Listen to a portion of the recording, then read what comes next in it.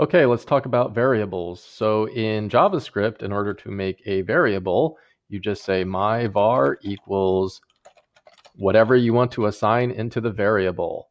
Well, I'm going to copy and paste this and put that into Python. And the only thing I need to change here is I need to get rid of the semicolon. Okay, so I'll run that.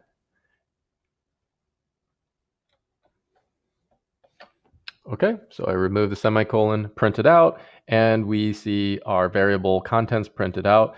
And back here in JavaScript, we know that we can use these keywords let or const to create our variable. And we know that it is recommended that we do this using let at least. You don't want to create a variable without those keywords, otherwise it's a global variable, and those are not good. But in Python, we do not have this. There is no let keyword and there is no const keyword.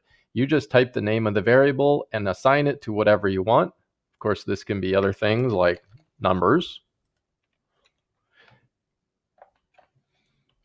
or booleans, whatever data type you are allowed to put in there. And we'll go through that more later on.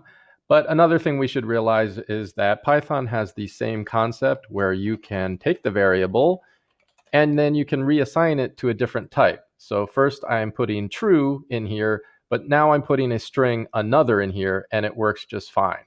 So we can do that same thing with JavaScript. It also allows us to do that. I can put a string in there and then put numbers and then everything is fine. One difference we need to be aware of is that you cannot mix types. So let me do this over here in JavaScript. If I put whatever and I actually concatenate a string with a number and run that, it will just change the number to a string automatically.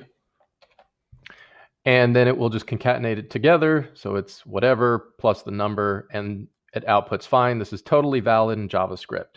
But let's see what happens when we do that with Python. Okay, we get an error. Can only concatenate string, not int. Okay, so that just basically means you're not allowed to do this in Python. You can't mix two different types together and put it in a variable. Okay, that's it for variables.